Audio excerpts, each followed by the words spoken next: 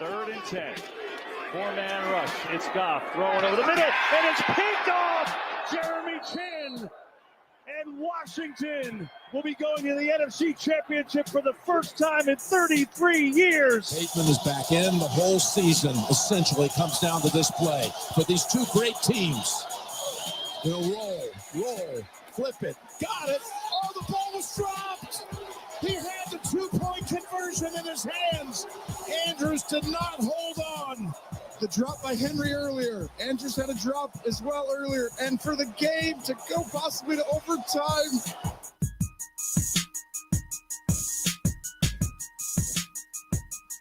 It is the tipping point with Mike Tipton, my guy Tommy Carranza, already letting me know it's a miserable morning, Mike. LOL. It happened, bro. I know exactly what you mean there, Tommy. Tommy and I talking on Saturday.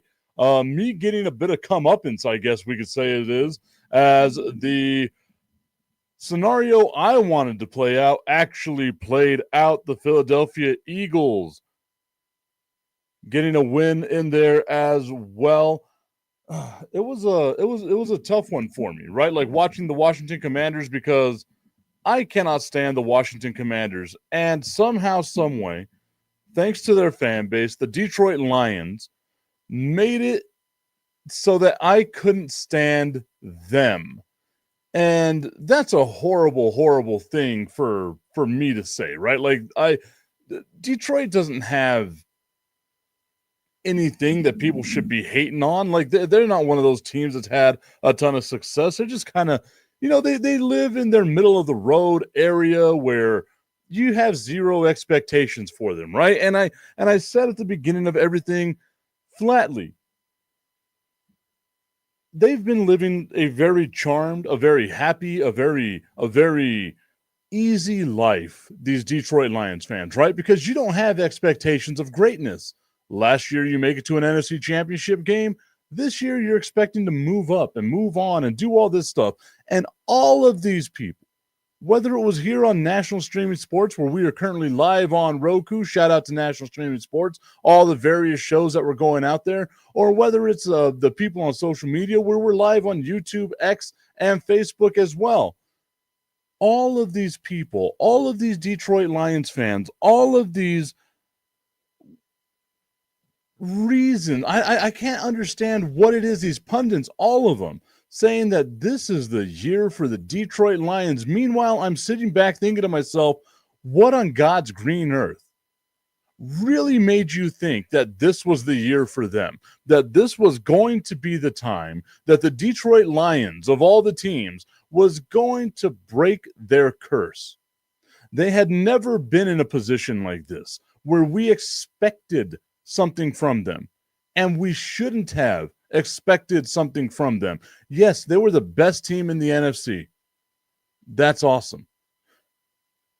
But then we saw Minnesota lose, and everyone still with that thought, you know what, there's no way. There's no chance that this is going to happen. Even me, I said most of that stuff in jest, thinking that how funny would it be? Just because maybe it's just me being an asshole, right? And now that I've learned that National Streaming Sports will allow me to say certain things, I'm not going to go overboard with it, but I am going to be a little more myself now, right? I know that I can be an asshole. And maybe it's just me being that guy where I wanted to be the contrarian. But I also wanted, I guess, payback, right? Like it was brought up. Maybe all the negative thoughts you think has come back for, or comes back to you as a Dallas Cowboys fan of, this is what happens whenever you think these negative thoughts about other teams and blah, blah, blah, blah, blah. And you know what? If that's the case, I'm good with it, right? But all this negative stuff with the Cowboys happened much more before I became the individual that I am. Long before I became the individual that I am. So I sit back here and I watch this game with Detroit and with Washington, and knowing that nobody gives Washington a chance, they are going into this game with Philadelphia, because as we know, Philadelphia beat the Rams. I don't have to recap these things. If you're living under a rock, I apologize. I'll get to that in a little bit. But Washington going into this game against Philadelphia is doing the same thing that Washington did against Detroit. Is doing the same thing that Washington did against the Buccaneers. They have no expectations. Do you know how awesome it is to be able to play your game just loose and ready to go and not have to worry about the weight of the world crashing down on your shoulders, right? Like, look at what was going on with Detroit of this is a team that made it to an NFC championship game. They came within a couple of plays of making it to the Super Bowl for the first time in franchise history. They really could have had it right there within their grasp. This season, we know they're going to lose their offensive coordinator. They're more than likely going to lose their defensive coordinator. They're going to start having players plucked away from them because that's what happens whenever teams are successful. And yes, they might have failed in their first playoff game of the postseason, but man, did they have a great regular season. And if we can bring some of those players over to one of our teams, that's what we're going to do because that's what the NFL does. Just over and over and over. It's a cookie cutter league. We always copy what everyone else does. Detroit was in we need to win now mode. And they didn't. And it makes me it saddens me a little bit because I have a lot of friends that are Detroit Lions fans. But whenever you watch those packages, like they were playing on Fox, right before the broadcast, they have the therapy couch of these Detroit Lions fans going in there with all their Detroit Lions regalia and whatever it may be. And they're sitting on this couch and they've got this look of like, oh my God, like it feels amazing that we're going to win the Super Bowl. As if it was a foregone conclusion, as if it was written in the stars that the Detroit Lions were the team that everyone should back on, that's the team that everybody should say, we believe in you. And I get it. We traffic in hope, right? We always want hope. Hope is an amazing drug, and it's also the worst addiction in the world. And we wanted that. We wanted to have hope in the Detroit Lions that this would be a team that could knock off the hated Kansas City Chiefs in the Super Bowl. Tommy Carranza and I, we wanted the Lions at one point in time to be the team that beats the Philadelphia Eagles, to be the team that beats the Washington Commanders, because our biases are that the Philadelphia Eagles and the Washington Commanders are absolute garbage, right? Like, obviously, as Dallas Cowboys fans, we felt that way.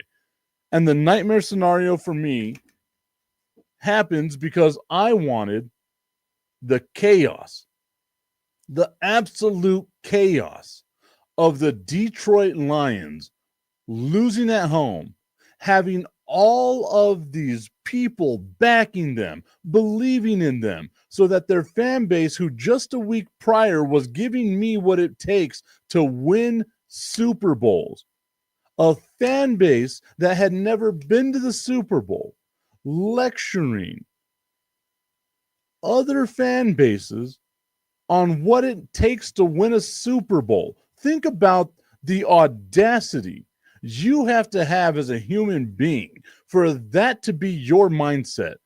In the 50 years that I've been alive, almost 50 years that I've been alive, this team has been terrible.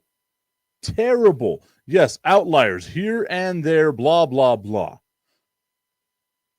And to watch them implode on themselves was great. Augustine saying he wanted the Lions. He wanted them.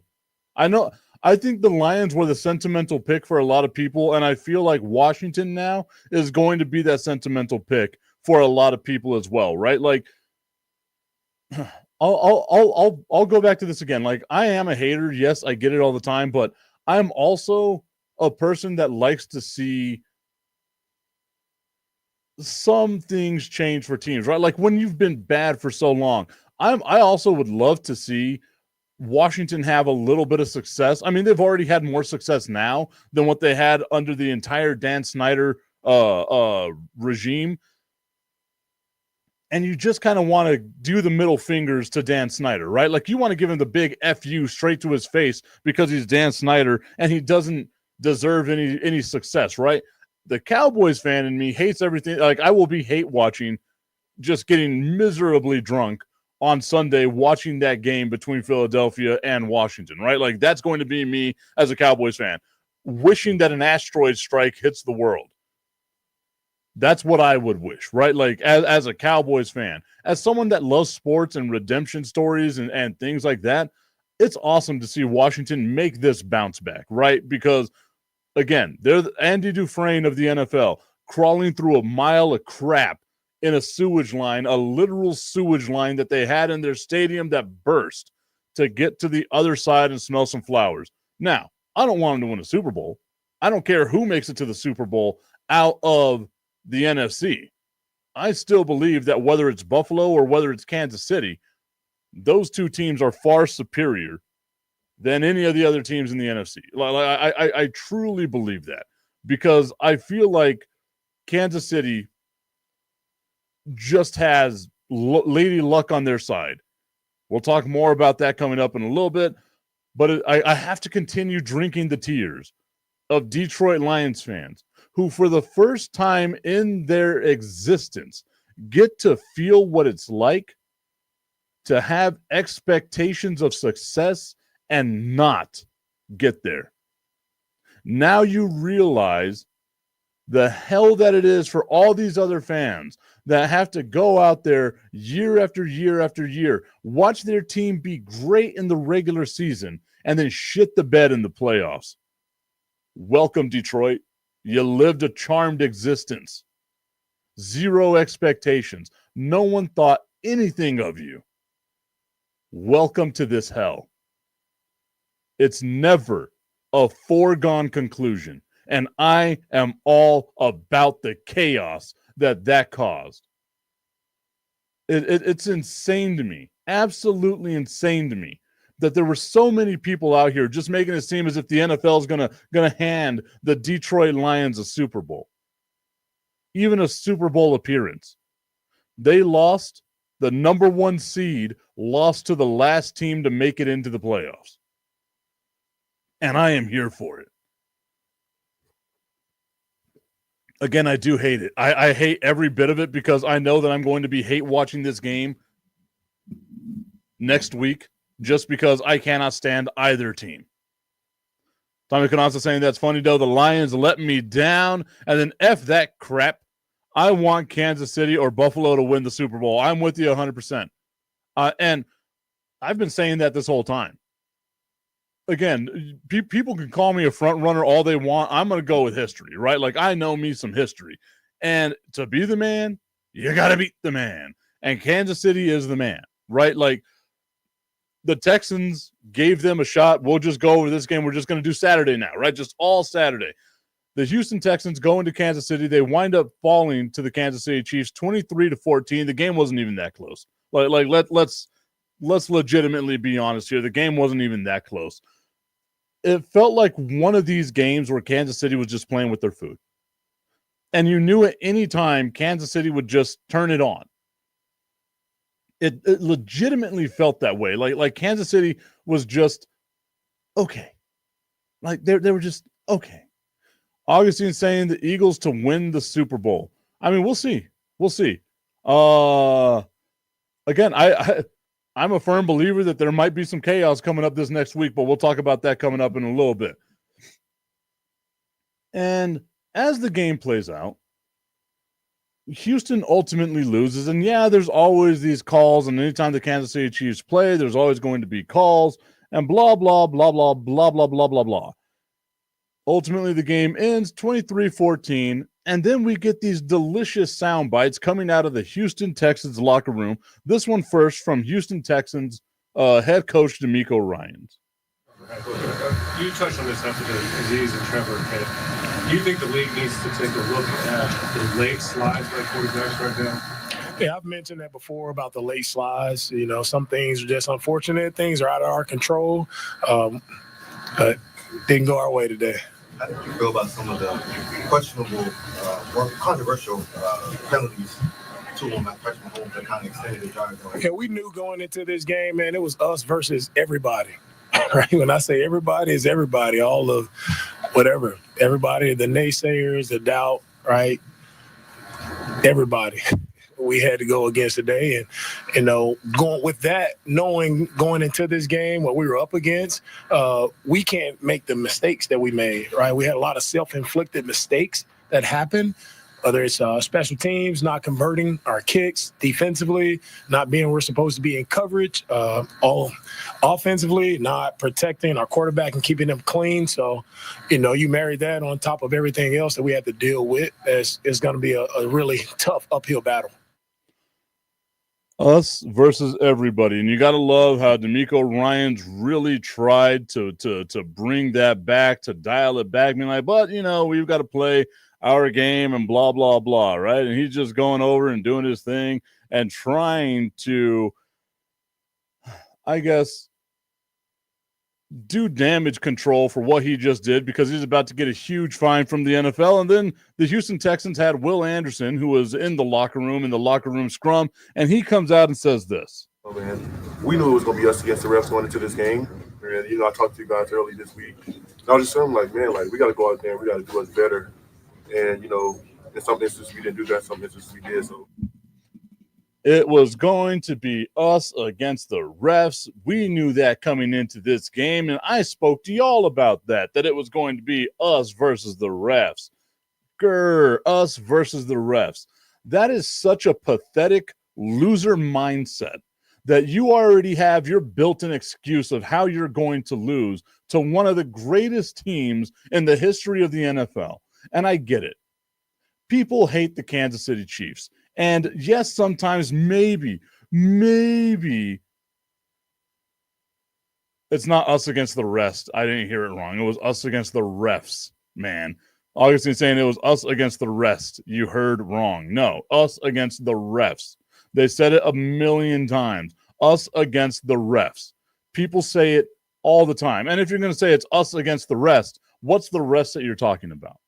Because I assure you that the majority of people out there, the fans, all of that, were on the side of the Houston Texans because we hate the Kansas City Chiefs. We, not me, hate the Kansas City Chiefs. We didn't want to see a dynasty follow a dynasty in the New England Patriots. Remember, the Chiefs were the young, new team. The Chiefs were the young, new team that came out and were supposed to knock off Tom Brady and all that stuff, right? Everyone loved them early on. And then now it's, oh, no, they get the calls, they get this, they get that, blah, blah, blah, blah, blah, whatever it may be.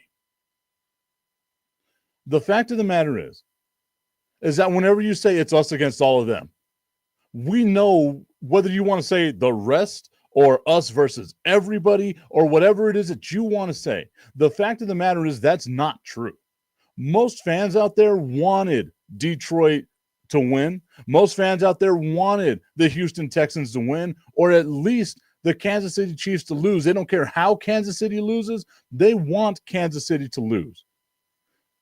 Because we get tired of greatness. We get tired of just watching teams win and win and win. And the fact of the matter is that Kansas City is beating the respect out of everybody. And you look at at what happens with all the calls, right? Like people won't say, oh, this call against Mahomes, this call against this and that, blah, blah, blah. How many calls yesterday went in favor of the Philadelphia Eagles? How many calls yesterday went in favor of the Buffalo Bills? Winners get calls. It's what happens.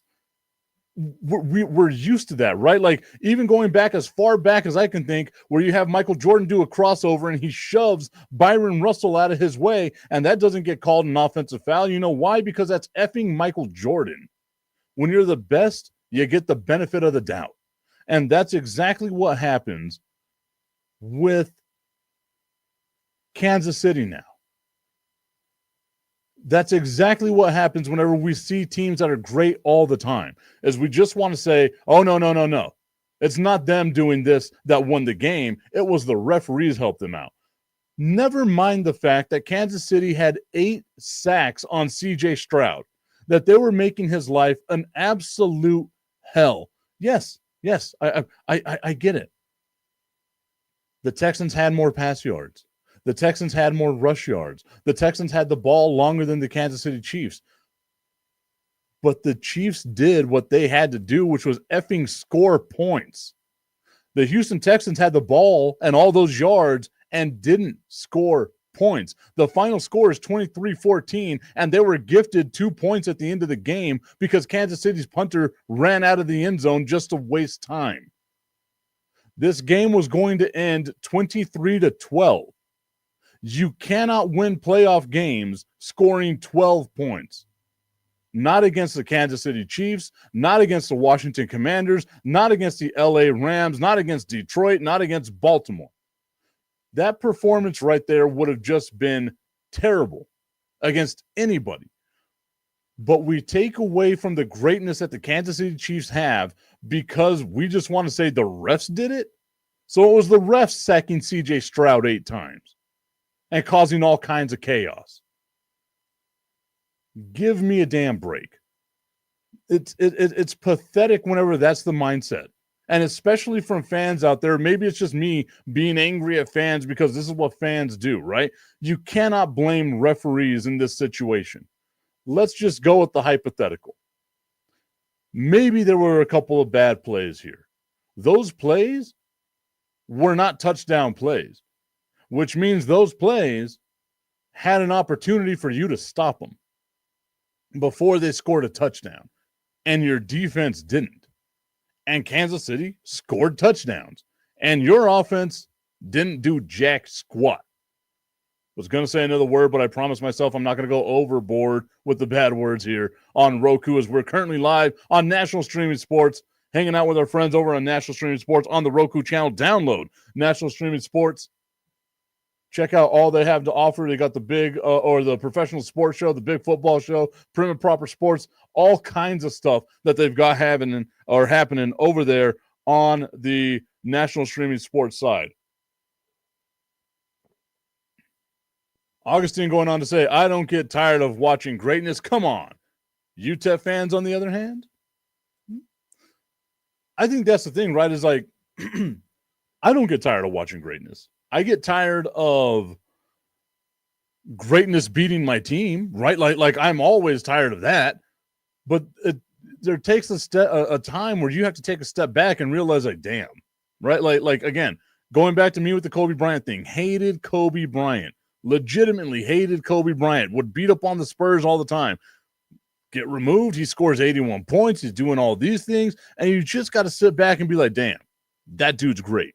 Same thing with LeBron James, right? Like, we're sitting here watching greatness. We are witness to greatness, one of the greatest players to ever grace the basketball court, and yet day after day, we just sit back and compare him to a ghost that is Michael Jordan, where statistically and longevity-wise, LeBron James is better than Michael Jordan, but he doesn't have the legend of Michael Jordan, right? He doesn't have the killer instinct that we saw with Michael Jordan, that crazy sociopathic mindset of, I'm going to win no matter what. If I got to create a story to talk about somebody, I'm going to do it, right? Like, oh, this guy scored 30 points on me. He looked at me bad, so now I've got to go over there and just kill his soul.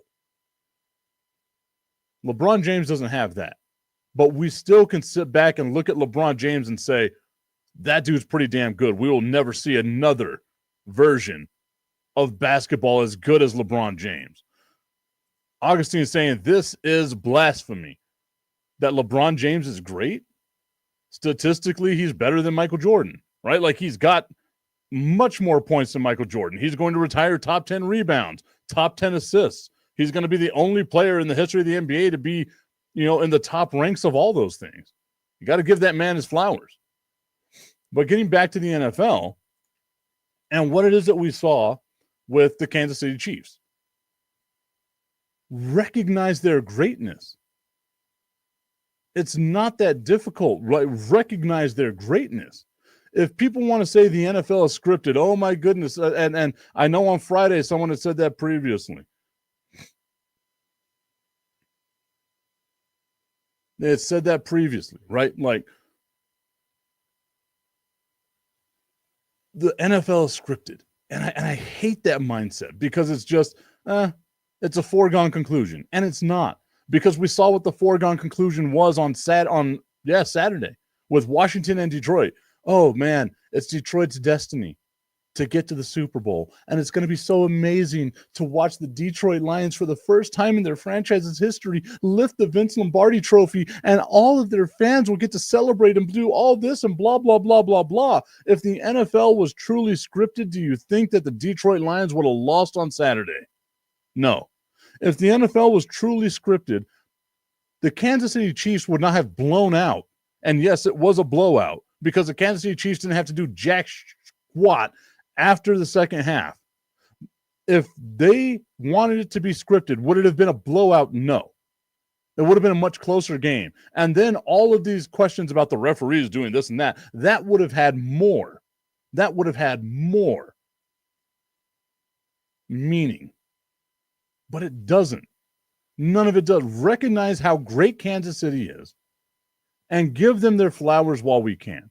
We are lucky to be able to watch football like this, especially in today's NFL, where you see just players just mass exiting teams left and right in free agency, coaching staffs having so much turnover in coaches getting hired and all these other places. And we're watching what Kansas City is able to do because they just grabbed greatness by the horns and rode that sumbitch into the sky and to fulfill every damn fantasy possible. Yes, eventually even I will get tired of watching the Kansas City Chiefs win. But as of right now, I have the perspective of appreciating greatness as we're watching it in this exact moment.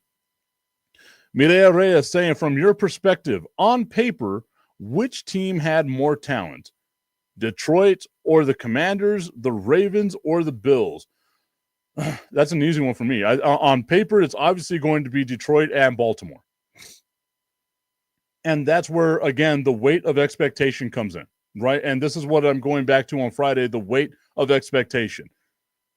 The Washington Commanders go into that game with no one expecting anything of them. Again, all these people out there really thinking it's a foregone conclusion that we're just going to hand this great Detroit Lions team the Vince Lombardi trophy. Here you go.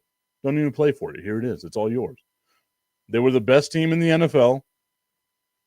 The best team on paper, I guess, in the NFL. They went 15-2, had a great record, a great plus minus, right? Like they're blowing teams out. If I'm not mistaken, their plus minus was about 183. So that means they were winning, or their point differential, rather, for those that don't know what plus minus is, their point differential was plus 183, which means they're winning by a ton of games or by a ton of points, right? On paper, they were the better team. Vegas thought it. Everyone else out there thought it. And that's why you play the game. But whenever you're the better team and you have the history of being the better team, you need to have now living up to the expectations. And the weight of those expectations crumbled the Detroit Lions. Going back over to Baltimore. On paper, yes. Baltimore's a much better team on paper. Again, two amazing tight ends. The best running back, one of the top two best running backs in the NFL, a two-time, more than likely three-time MVP quarterback, a solid defense that went in the middle of the season from being one of the worst to being one of the best. Where you have Buffalo, who's just kind of in the middle of the road with a lot of things other than quarterback, right? Like Josh Allen, really good quarterback. The rest of the team, ton of question marks, especially in that receiving core. You have Amari Cooper, who has just been a trade piece basically his entire career as your main guy. I like Cooks. I like their offense. I like their defense. But even all of their statistics are just kind of middle of the road type stuff. You look at it on paper, right? But Buffalo, despite having some success in the past, doesn't have the weight of expectations of, you guys spent a ton of money in the offseason. You got one of the best running backs in the NFL. You did this, you did that, blah, blah, blah, blah, blah. You got a multiple-time MVP. Now you better win. And you look at the way that game ended, and I'll talk about this coming up in a little bit, but you look at the way that game ended. It sucks that it ends that way, but it's going to land on the shoulders of Lamar Jackson. Why didn't you do more? You're the MVP. On paper, Detroit, a much better team. On paper, Baltimore, a much better team. At the end of the day, you play the game, and football's going to football. It's an odd-shaped ball that bounces unpredictably. That's what I love about the sport, right? It's so unpredictable. Washington gets a win on Saturday. Buffalo, I think it was like a 50-50 split on people who thought what was going to happen between Baltimore and Buffalo. Buffalo gets the win there, so it shouldn't be at least a huge surprise to people. But again, that's why games on paper don't mean a damn thing. And I know this is going back to a comment that was made on Friday, but that's just how it is. The weight of expectations is different for both of those, like all four of those teams. Washington now is the team that's got everything with them, right? Washington is going to get to be nice and loose and just do their thing. They have zero expectations on them. That's the best part about being the team that's just, I'm happy to be here because no one expects anything from you. I said it on Saturday. I'll say it again today. Detroit is in a no-win situation. If you win, you're supposed to beat the Washington Commanders. If you lose, you lost to the Washington Commanders. Tommy Cananza saying, if the NFL was scripted, the Dallas Cowboys, the NFL's most popular team, would be playing in the biggest stage on the world all day. And I don't want to beat that dead horse into the ground, but that's it's I get it. People love a good conspiracy theory, right? Like, I mean, look at what happened this weekend. We're getting all the conspiracy theories left and right that are happening right now. Oh, TikTok went away. Oh my goodness, now it's back. Ha ha ha ha ha. As if we're not being used as political pawns, but this isn't a political show, and y'all don't want to listen to me say that nonsense. So I will leave those for whenever people actually want my opinion on that. But I will say, none of this stuff that we look at in sports is super scripted. And we all love conspiracy theories, and it's just not that way, right? Like, there comes times where people just want to look at something and believe that it's this way because they want to believe that there's an outside factor that justifies their thought process, right? I love listening to a good conspiracy theory. I truly do. I will sit back and listen to it, but I don't personally subscribe to all these things, that sports is scripted. The amount of things that would have to go your way in order for sports to be scripted is difficult. Surprise birthday parties.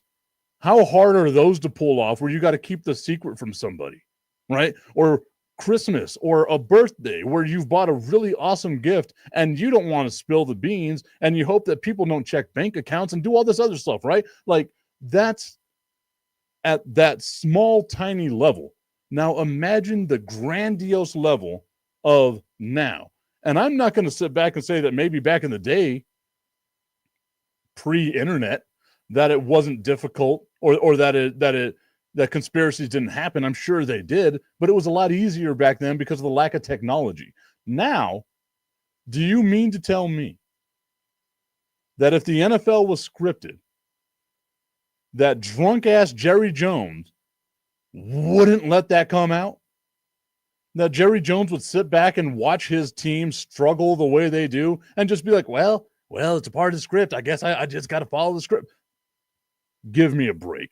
There's no way in hell that all those wheels are moving in unison because all of those parts have what is the downfall of everybody, an immense amount of pride.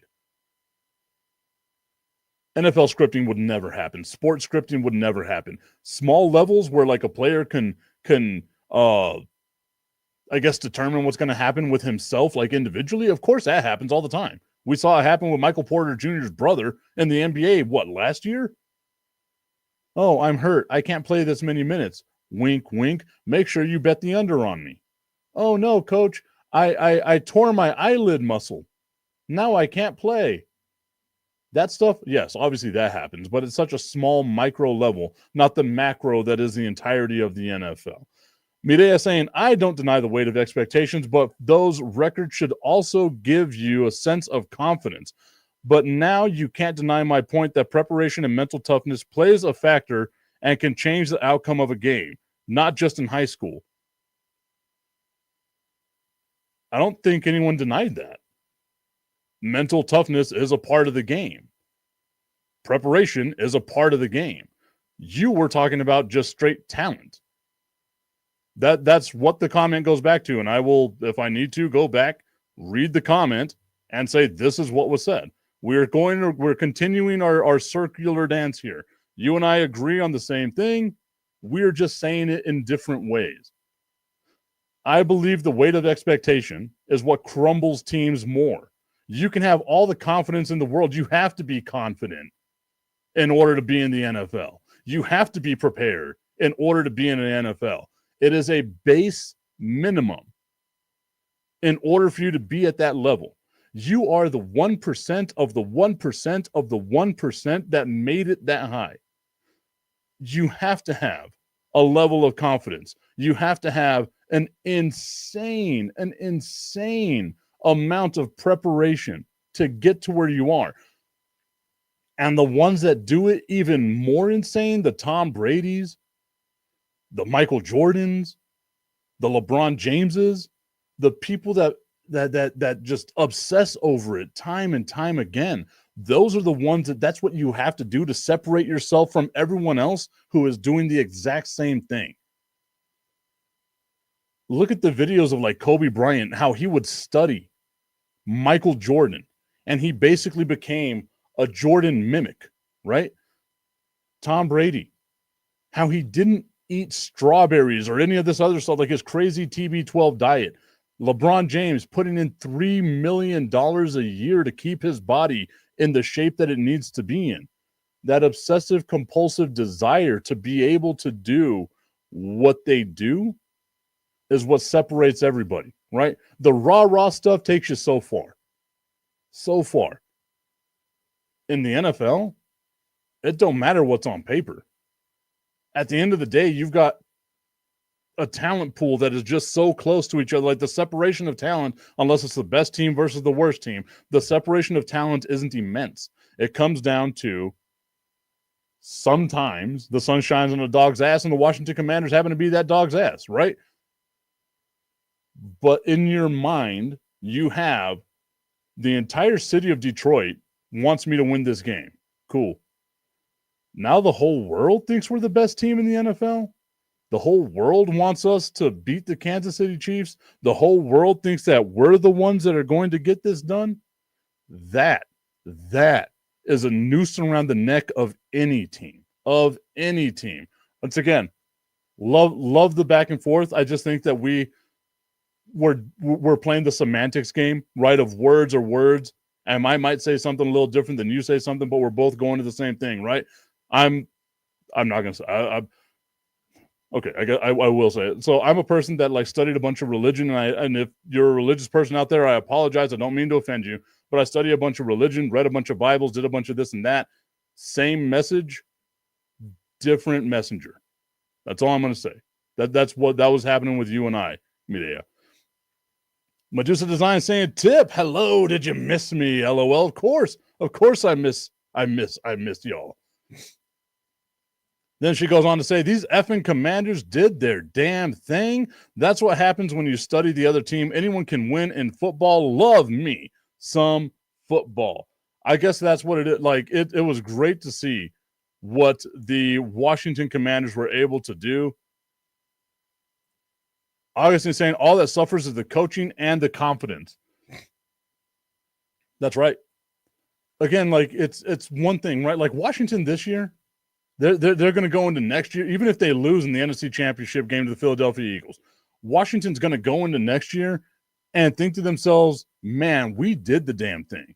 And the expectations for Washington isn't going to be like, let's win a Super Bowl. It's going to be, let's, get better on next year, and maybe we make it back to the NFC Championship game. And they're playing with house money because nobody has any expectations of them, right? First-year head coach with them, a rookie quarterback, a lot of player turnover, and they have some magic in the air that allows them to come this way, right? The cardiac commanders, the doink off of the upright that helps them beat Tampa Bay. The Hail Mary at the end of the game that helps them beat the Chicago Bears. Those little things like that you can sit back and say, well, damn, if it goes this way, it's a different team, right? If it goes this way, it's a different outcome. But we don't live in the world of if. We live in the world of what is. there's a huge possibility that next year Washington has a regression because, as we know, me being a student of history, me being a student of whatever it may be, that you regress to the mean, right? If you lose a lot of one-score games one year, chances are that you're going to win a lot of one-score games the next year. And that cycle will continue. There is more than likely, and I believe that everyone truly would believe this outside the most diehard Washington Commanders fan, that there is going to be a regression of the Washington Commanders. I see my guy David Halpern is watching right now. Congratulations to you and your Philadelphia Eagles. So we all believe that there's going to be a regression with Washington, that something's going to draw them back, and they might be not as successful this year or next year as they were this year. But if they're successful again next year, now the expectations come back. Right now the expectations are here of, oh man, your regular season, you guys were one of the top 2 teams in the NFC. Now you've got to go out there and prove it. You have to at least make the NFC Championship game again, right? That's the weight of expectation. And that thing right there, whenever you have those types of losses like what Detroit had against Washington this week, what that's going to do to the confidence, what that's going to do to the psyche. Dan Campbell, how is he going to coach? Washington did the Dan Campbell thing to them, where they were going for it on 4th down just over and over and over. Dan Campbell putting his balls in a wheelbarrow and just walking, right? Like that was an amazing game to watch. But it's also, you can play that way when you have nothing to lose. If Washington lost that game, congratulations, Washington. You had a hell of a season. You got farther than anyone thought you were going to get, especially with the rookie quarterback. Same thing that's going to happen this weekend. If Washington loses that game, man, you guys had an incredible season. A tip of the cap to you, good sir. No one's going to be like, man, they let me down. Same thing with the Minnesota Vikings. I'm a true believer in most Minnesota Vikings fans. Probably, yes, you were sad, but you weren't let down. You weren't disappointed. You were kind of like, man, yeah, there's room where they can get better. Washington has room where they can get better. And that's scary. That's super scary as a Dallas Cowboys fan. I don't want that. Regress back, please, for the love of God. Sophomore slump. I need it. I need it.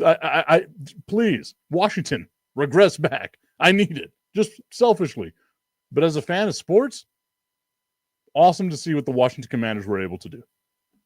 Medea saying any given day. That's the best thing about sports, any given day. A little harder in some sports, but in the NFL, any given day. Then that's the best thing about it. Tommy Canassa saying they started this whole thing when they changed that toxic ownership last year. I know exactly where that conversation is headed, right? Like what happens with the Dallas Cowboys?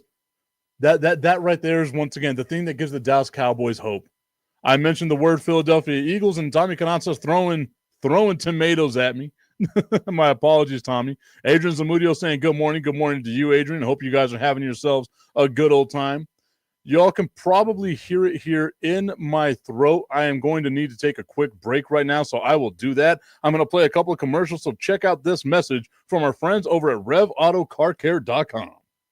Guy, I have a 2008 Ford Mustang GT convertible, and nothing makes me happier in that car than when it's nice and clean. And you know who helps me get there? RevAutoCarCare.com. They help me get that pony looking as nice and shiny and ready for any of the car meetups that are all around the great city of El Paso. Spoil your car and go to RevAutoCarCare.com/Tipton and view all the inventory they have and find out what works for you to help make your ride shine. RevAutoCarCare.com/Tipton. Use promo code Tipton33 at checkout to save 15%.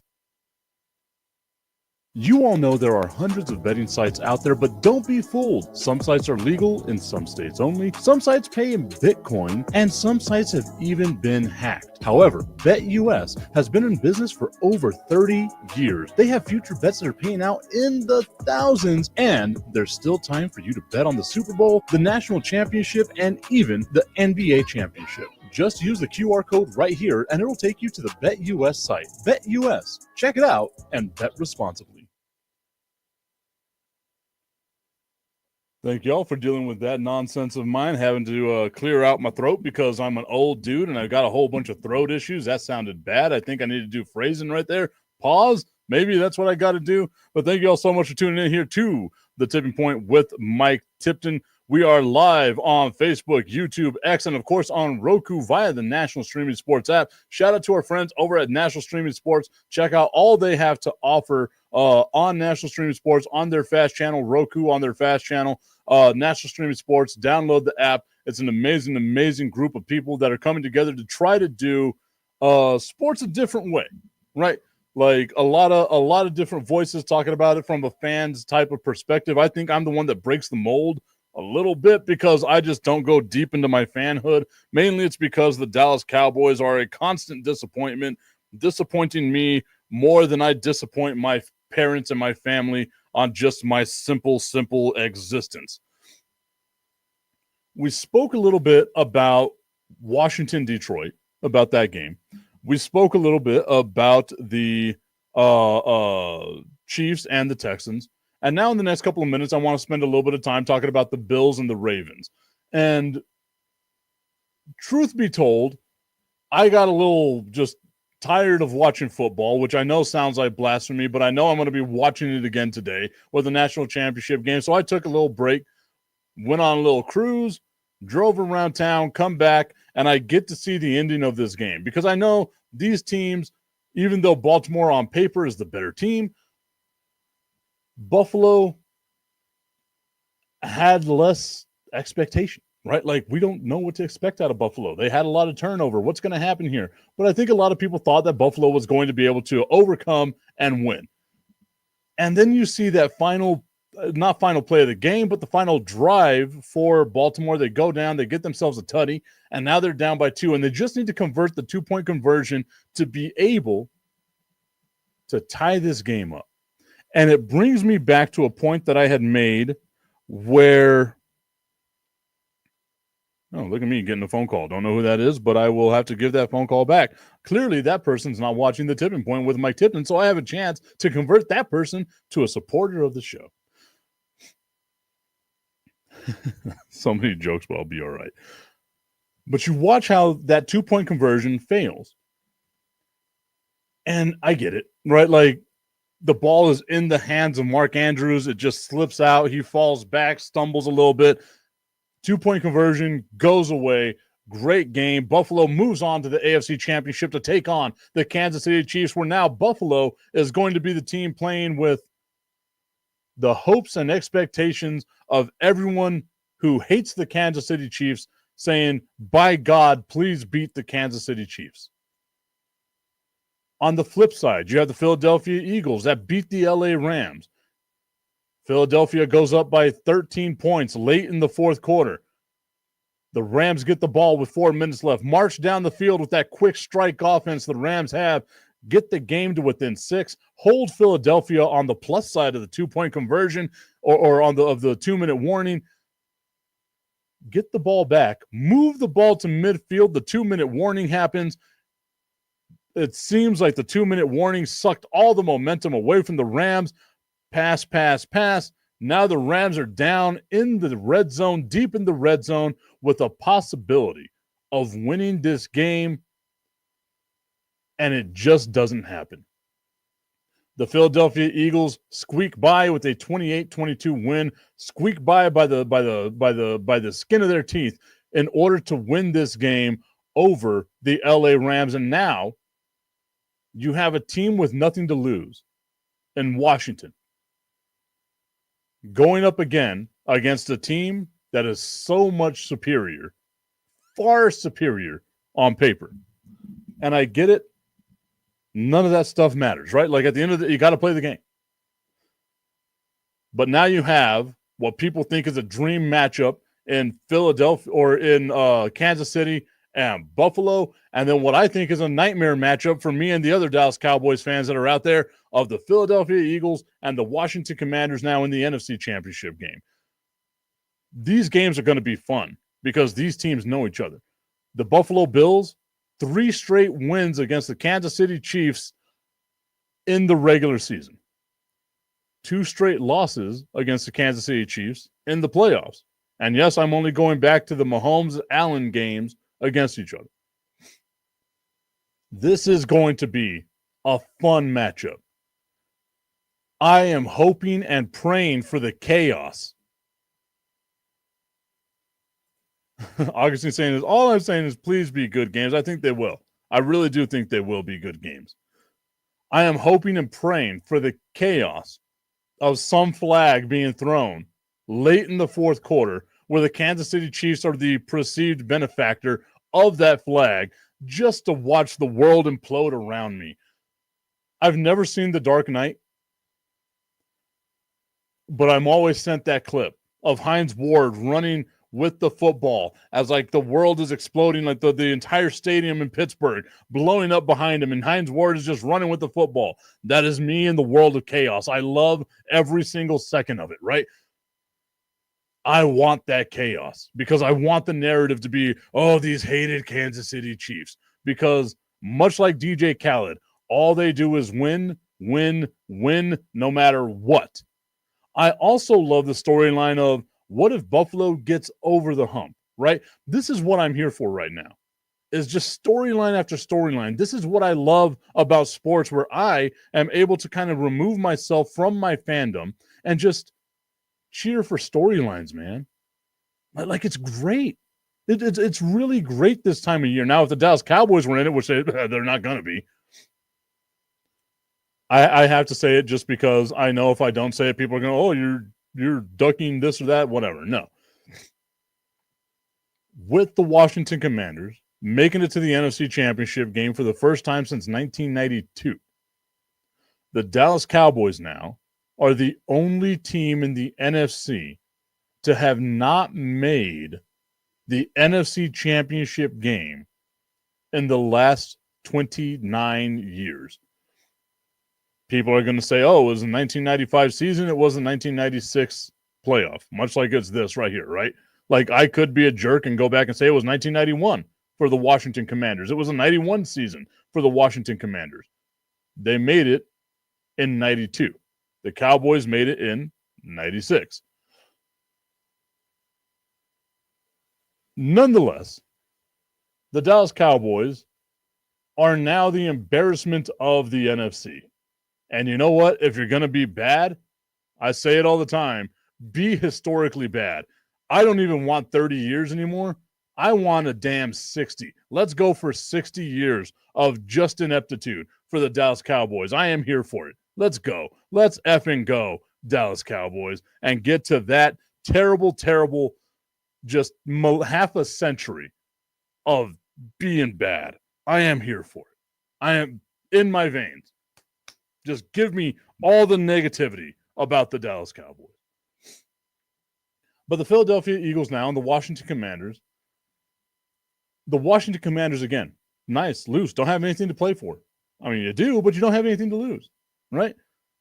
All of it, all of the weight now, all the expectation is on the Philadelphia Eagles.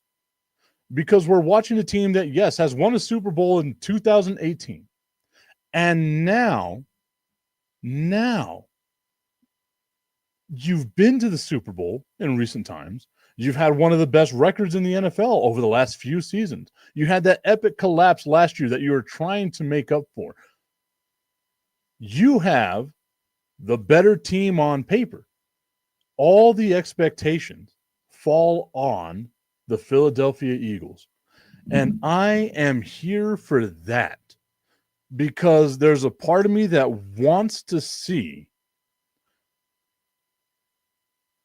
that collapse. Just that collapse.